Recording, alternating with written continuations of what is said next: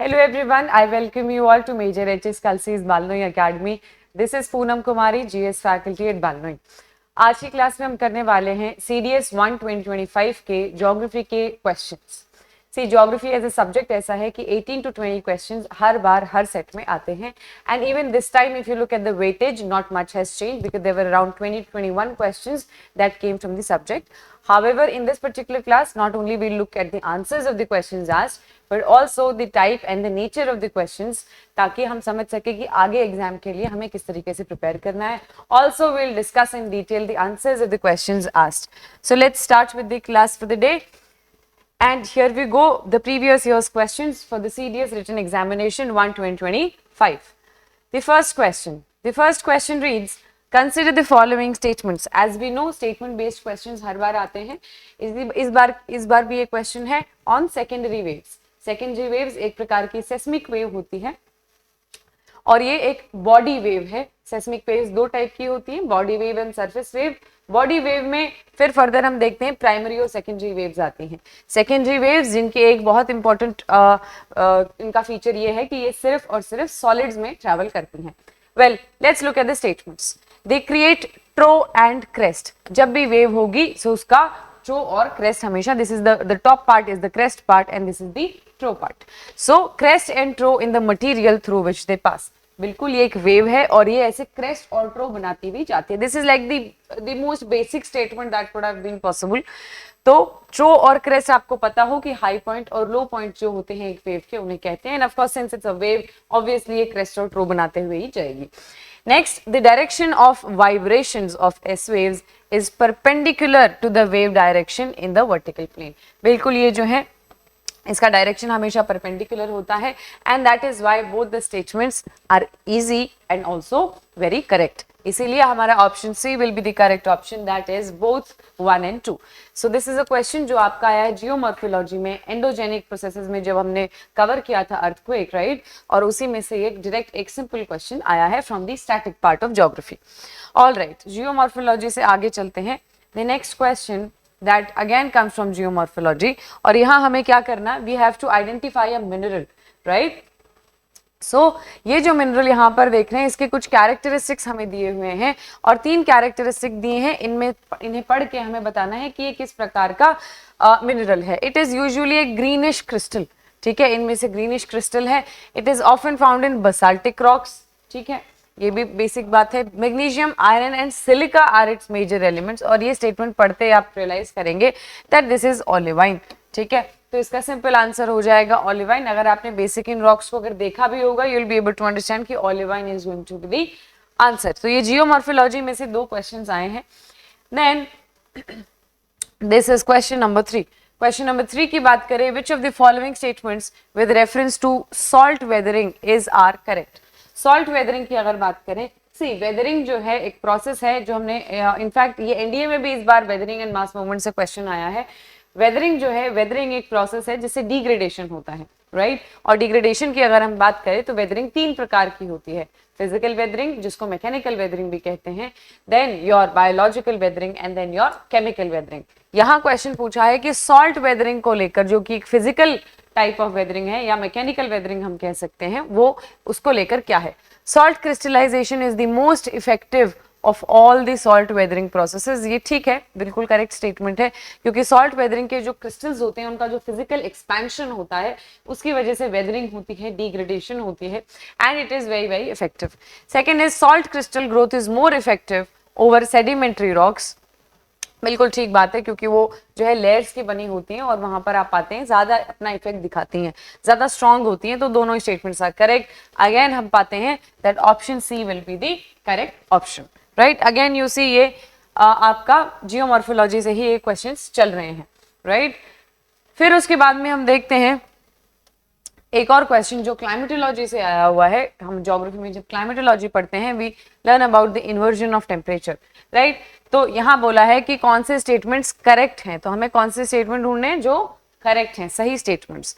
It causes instability in the lower layers of the atmosphere.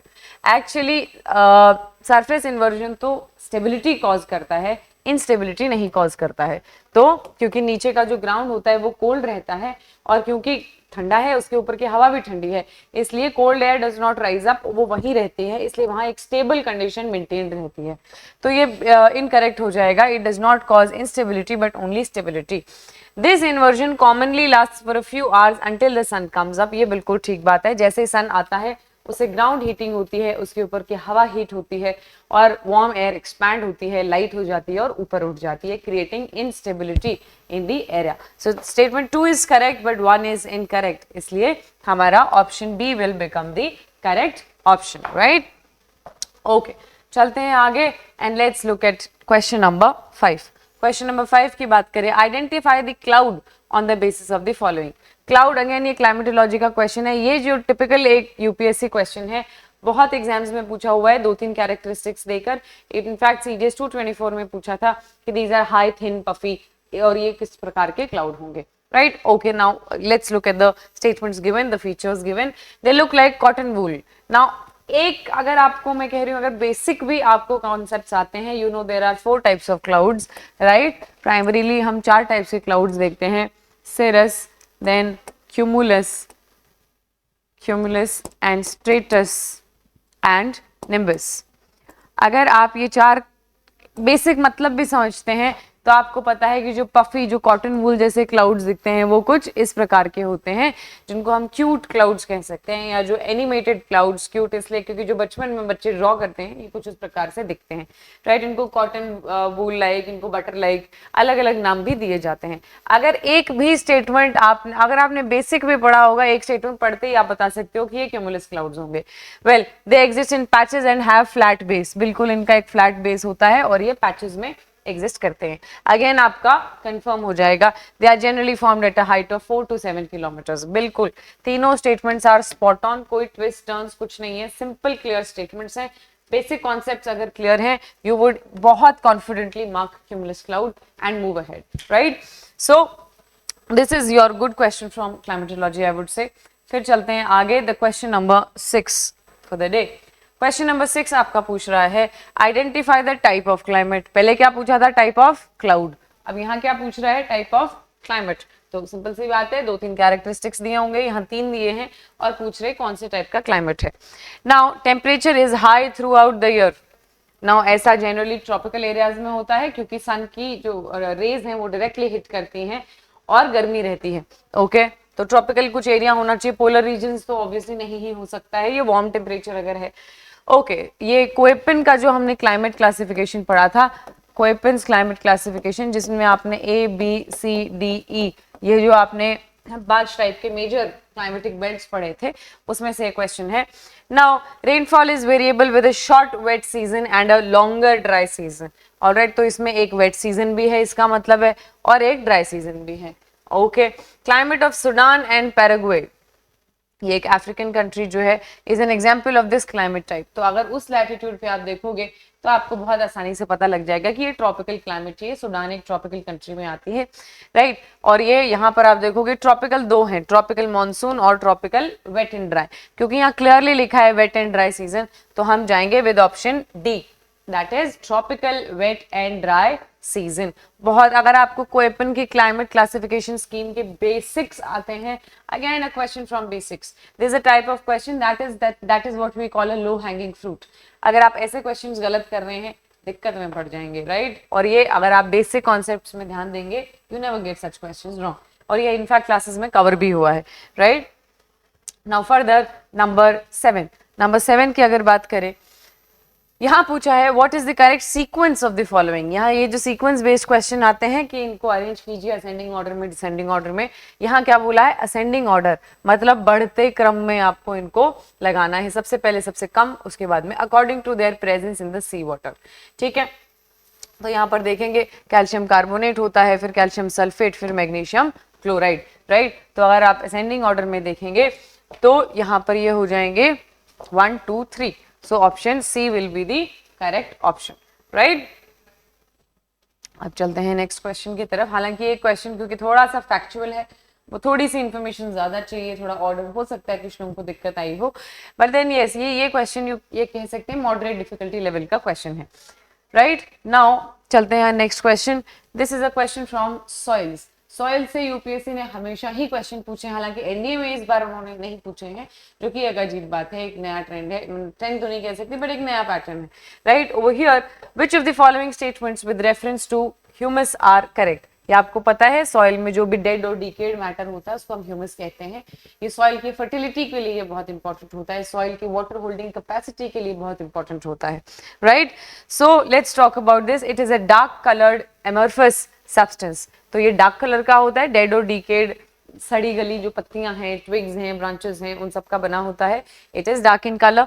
And then amorphous, amorphous का मतलब है shapeless, ठीक है। सो ऑफ कोर्स इसका ऐसा कोई शेप तो नहीं होता है, राइट।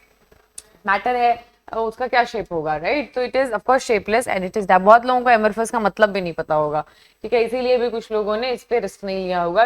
ये बेसिक वोकैबुलरी कई बार आपको दिक्कत में डालती है। Make sure you have a good hold over your vocabulary. Second, being colloidal in nature it serves as a reservoir of nutrients. बहुत फाइन पार्टिकल्स होते हैं इसके एंड ऑफ कोर्स ये रिजर्वायर ऑफ न्यूट्रिएंट्स तो है ही है।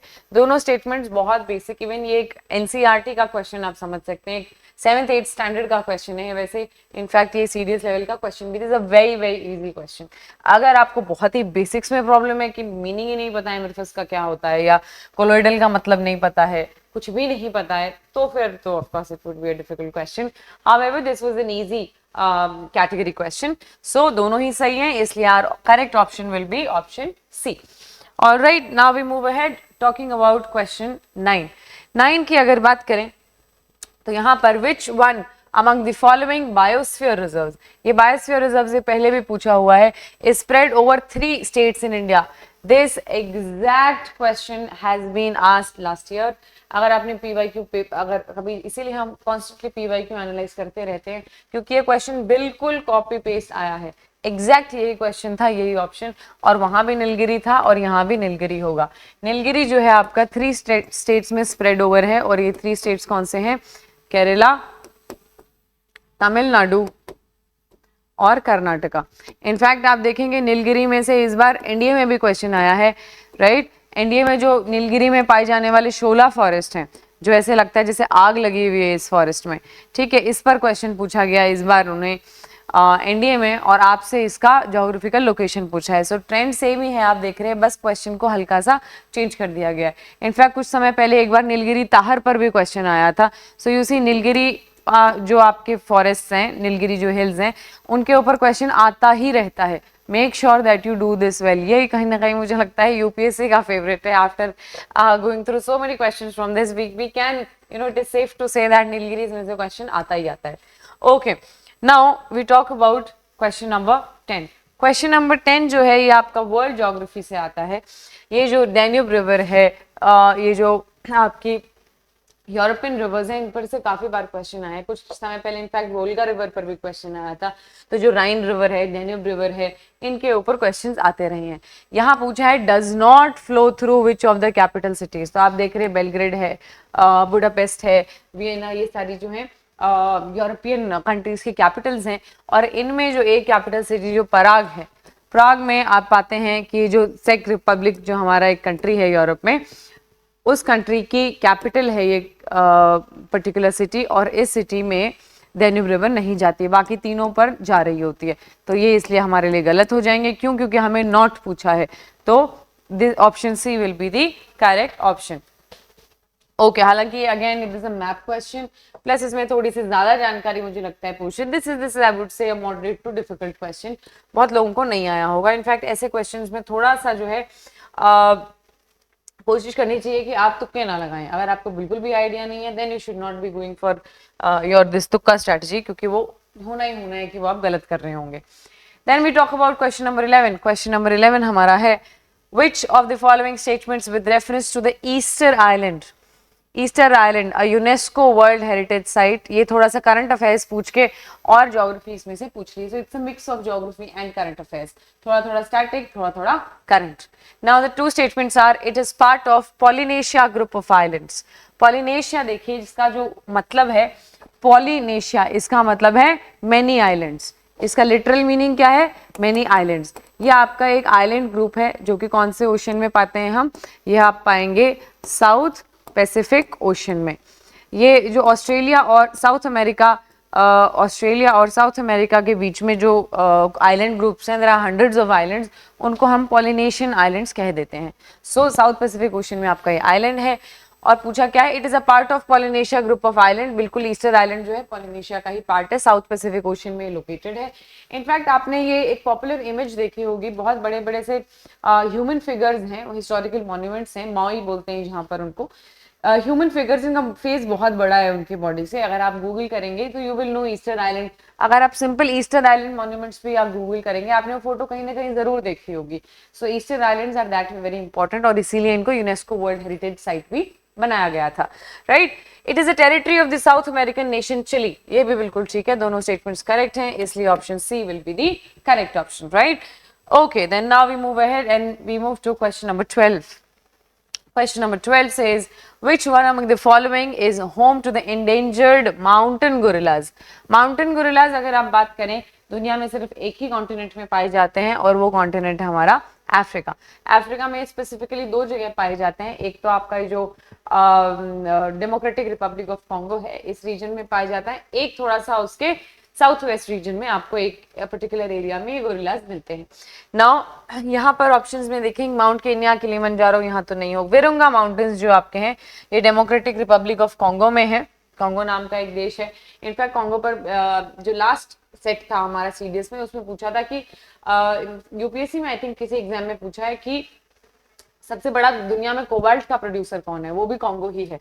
ठीक है, तो यूपीएससी कॉन्गो से कई बार क्वेश्चंस पूछ चुकी है, and Virunga mountains are the correct answer for question number 12. We move ahead, move to question number 13. Now talking about question number 13,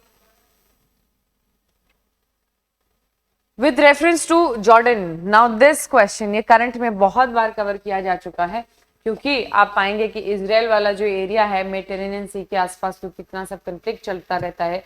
तो ये जो कंट्रीज हैं, जॉर्डन हो गई, सीरिया, इराक, इजराइल, ये जो अरब वाला जो पार्ट है, इसको लेकर हमेशा ये मैप आपको बिल्कुल पता होना चाहिए.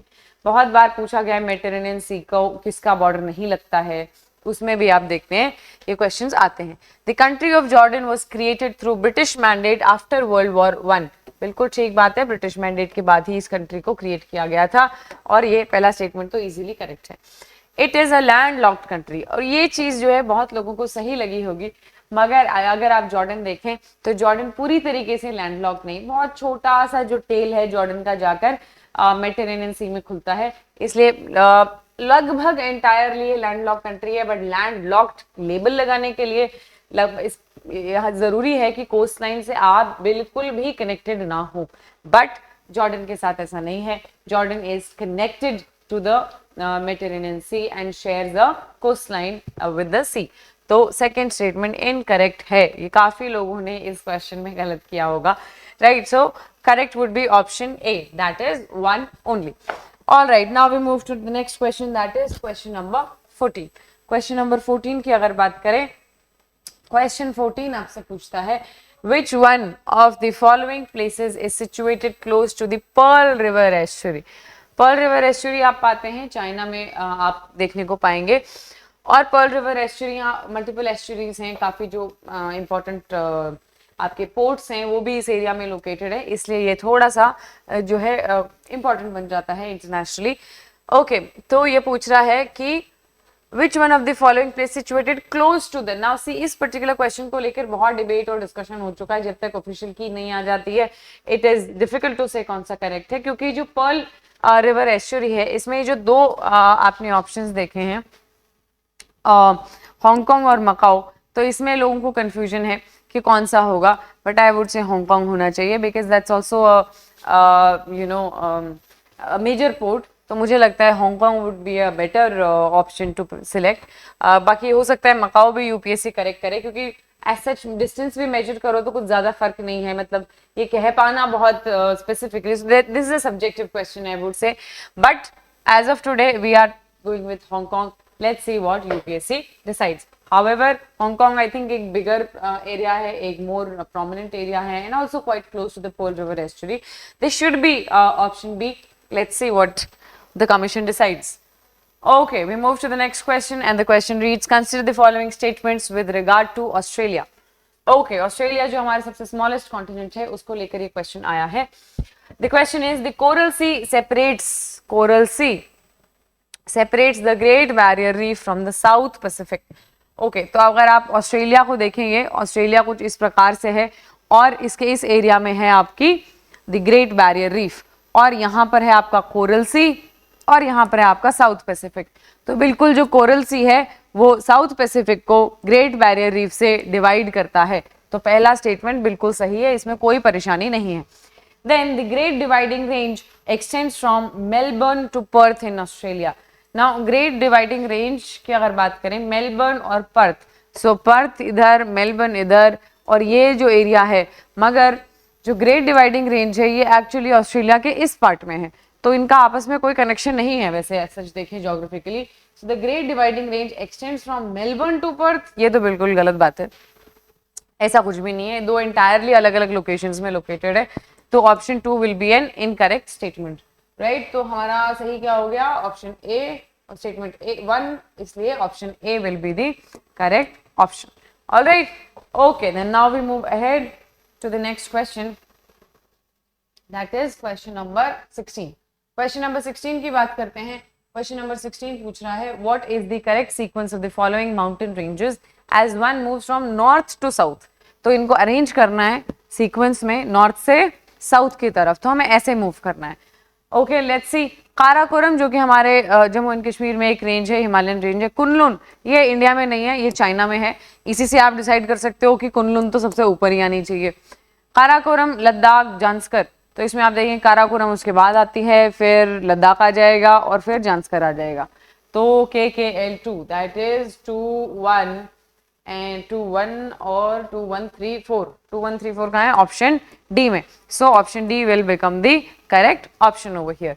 This is a basic map question, as I keep saying geography के 3 ही एलिमेंट्स हैं, concepts, facts and maps. And with that we move to the next question, that is question number 17। Question number 17 की अगर बात करें, ये पूछ रहा है which of the following statements with reference to saline soil in India। and now again you see soils of India से questions आते रहे हैं और ये question आपका है saline soil से। alright, तो saline soil के लिए पूछा है they are rich in nitrogen। it's a flat wrong statement। अगर आपको इतना भी नहीं पता लग रहा है इसका मतलब तैयारी अभी कुछ खासा लेवल पे पहुंची नहीं है। ये तो बहुत पुअर होते हैं नाइट्रोजन में, रिच कैसे हो जाएंगे। तो पहला स्टेटमेंट तो बिल्कुल ही इनकरेक्ट है, तो ये नहीं हो सकता और ये आपका ये भी नहीं हो सकता, राइट। या तो दोनों गलत होंगे तो नाइदर हो जाएगा, वरना 2 सही होगा। They occur in arid and semi arid region and in waterlogged and swampy areas, बिल्कुल दोनों एरियाज में मिलते हैं। Option 2 will be the correct option. आपको पता है एरिड सेमी एरिड एरियाज में क्या होता है, इवेपोरेशन हो जाती है, पानी के पीछे सॉल्ट बच जाता है, इसलिए सलाइन सॉइल होता है। दूसरी चीज वाटर लॉक्ड एरियाज, स्वम्पी एरियाज जहाँ नमक का पानी है, वहाँ क्या होगा, नमकीन सॉइल होगा। तो ये तो बहुत कॉमन सेंस वाला क्वेश्चन है, आई वुड से बहुत easy question. That is option B would be the correct answer.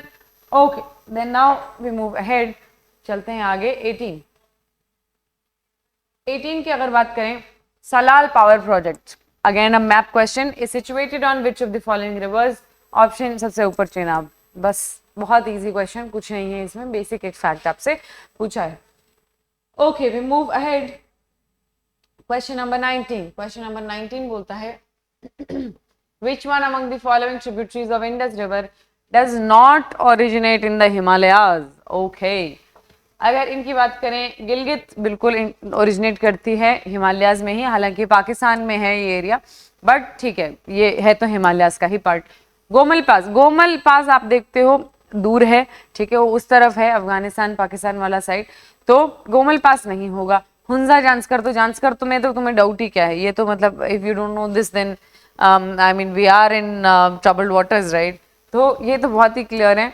Gilgit और गोमल में लोगों को कंफ्यूजन था, गोमल नहीं है, तो हमारा सही ऑप्शन, बाकी क्या हो जाएंगे, गलत हो जाएंगे, और सही will be option B. Alright, so with that we move to the next question, that is question number 20। Question number 20 क्या है, as per annual report 2023-24 of the Ministry of Mines, Government of India, which one of the following are the major bauxite producing state। अब तुम इस report को अगर पूरी तरीके से भूल भी जाओ, चेक इट आउट, ठीक है, अगर आप सिर्फ ये पार्ट भी पढ़े, major bauxite producing states in India, और सेम फॉर्मेट का बिल्कुल कॉपी पेस्ट क्वेश्चन इस बार एनडीए में पूछा है। एनडीए में उन्होंने क्या किया है, बॉक्साइट की जगह कॉपर पूछ लिया है और बहुत सिंपल क्वेश्चन है। कॉपर की माइंस आपको पता है मेन राजस्थान और मध्य प्रदेश में ही है, राइट, और वही ऑप्शन में था। लोगों को लग रहा है कि पता नहीं कितना डेटा पूछ लिया, फैक्ट पूछ लिया, ऐसा कुछ भी नहीं है, कोई बहुत मेजर फैक्ट नहीं पूछा गया है। It looks like it's a fact based question but it's a static question. यहाँ पर क्या है, मेजर बॉक्साइट प्रोड्यूसिंग स्टेट्स की अगर बात करें, उड़ीसा, झारखंड, ठीक है, उड़ीसा और झारखंड दोनों में ही आप पाएंगे कि मेजर बॉक्साइट प्रोड्यूसिंग स्टेट्स वही हैं। और बॉक्साइट की ओर से क्या बनता है, एल्यूमिनियम, ठीक है। तो एल्यूमिनियम बनाना अगर आपको हो तो बॉक्साइट और लगेगा, और वो ढूंढने कहाँ जाओगे, उड़ीसा और झारखंड में, ये दो मेजर आपके बॉक्साइट प्रोड्यूसिंग स्टेट्स हैं। तो it's not a fact based question at all. एक बेसिक रॉक्स एंड मिनरल्स का अगर आपने जगह देखा हो, कौन से माइंस कहाँ क्या है, बस इतना भी पता होगा, आप कर पाएंगे। ऑलराइट, चलते हैं हम आगे। Next question and that shall be the last question for the day. Okay, the Kyoto protocol. Kyoto protocol देखिए, वैसे इट्स एन एनवायरमेंटल ट्रीटी। इसके अलावा पहले यूपीएससी मॉन्ट्रियल प्रोटोकॉल पर भी बहुत बार पूछ चुकी है क्वेश्चन। मॉन्ट्रियल प्रोटोकॉल जो हमारा जो ओजोन लेयर का डिप्लीशन हुआ था साउथ पोल पे, अंटार्कटिकन रीजन में, तो वहां पर जो थिनिंग ऑफ द ओजोन थी उसको कवर करने के लिए मॉन्ट्रियल प्रोटोकॉल जो एक ट्रीटी लाई गई थी। मॉन्ट्रियल कनाडा में एक जगह है जहां पर ये ट्रीटी साइन हुई थी एंड इट इज still मतलब till date it is one of the most effective international environmental treaties जो साइन हुई थी, राइट। क्योटो प्रोटोकॉल आता है आपका 1997 वर्ष में, और ये पूछा है specifically relates to which one of the following issues. Issue कुछ नहीं था, इशू यही था कि ग्लोबली हमको जो ग्रीन हाउस गैसेस जिसकी वजह से ग्लोबल वार्मिंग बढ़ रही है, क्लाइमेट चेंज बढ़ रहा है, उसको हमें कम करना है, राइट। तो इसमें हालांकि आपको कुछ लोगों को ये था कि ओजोन लेयर भी तो है, बट ओजोन लेयर वाली ट्रीटी मॉन्ट्रियल प्रोटोकॉल थी, राइट। और यहाँ पर हमने ये बोला था बायोडाइवर्सिटी से कोई कनेक्शन ही नहीं था, ये बोला था कि हमें ओवरऑल गैसेस का एमिशंस रोकना है, तो ग्रीन हाउस गैसेस के एमिशन को कम करना है, और यही गोल था हमारे क्योटो प्रोटोकॉल का जो 1997 में साइन हुआ है। तो जितनी भी एनवायरमेंटल ट्रीटीज हैं, चाहे मॉन्ट्रियल प्रोटोकॉल हो, चाहे जो आपका रियो का एग्रीमेंट था 1992 का, या आपका क्योटो प्रोटोकॉल है 1997 का, राइट, या आपका पेरिस एग्रीमेंट है अभी, ठीक है, तो पेरिस एग्रीमेंट पे भी क्वेश्चन आते हैं, या जो कॉन्फ्रेंस ऑफ पार्टीज है, इसको लेकर सी ये कुछ ब्रॉड वो एरियाज हैं जिससे क्वेश्चंस हमेशा आ ही रहे हैं, आते भी रहेंगे आगे के भी, क्योंकि एनवायरमेंटल वो थोड़ा करंट अफेयर्स में भी मेंटेन रहती है, उसकी रेलेवेंस रहती है हमेशा। So make sure that you know about these things, right. So with that I think we have ended our questions जो सीडीएस में पूछे गए थे इस बार ज्योग्राफी में। सो आपने सारे 21 क्वेश्चंस इस बार इन टोटल आए हैं ज्योग्राफी से, and most of the questions were low hanging fruits. कोई बहुत कॉम्प्लिकेटेड या बहुत आउट ऑफ द बॉक्स जाकर कोई ऐसा मेजर एक्सपेरिमेंटल मोड में नहीं दिखता है commission as far as the geography part of the GS is concern. तो बहुत बेसिक क्वेश्चंस आए हैं, क्वेश्चन स्टैटिक से आए हैं, इसका मतलब है कि कॉन्सेप्ट्स पर ध्यान दीजिए, चाहे आपको रिसेंट रिपोर्ट्स आती हो नहीं आती हो, कॉन्सेप्ट्स अगर इन प्लेस हैं, आपका स्टैटिक पार्ट पर आप कॉन्फिडेंट हैं, these questions will be very very easy to handle. आप अगर आउट ऑफ 21 क्वेश्चंस देखें, आई would say 15 questions were plain easy straightforward questions. कुछ 3-4 क्वेश्चंस में आप देखते हो कि हल्का डाउट रहा होगा, जैसे डैन्यूब रिवर के ऊपर जो क्वेश्चन आया है, या जो थोड़ा सा गुरिल्लाज के जो माउंटेन्स पूछेंगे, कौन से माउंटेन में गुरिल्लाज मिलते होंगे, तो 4-5 क्वेश्चंस को अगर आप छोड़ दो, 15 questions out of 21 were very very easy, and 15 out of 21 is a good kind of a score अगर ज्योग्राफी की पर्टिकुलरली बात करें। So it was an easy paper two handle. I hope handle हुआ हो आपसे बहुत कंफर्टेबली, ठीक है, और अगर हैंडल नहीं हुआ है तो go back to the basics, right. And with that we wrap up the class. जय हिंद।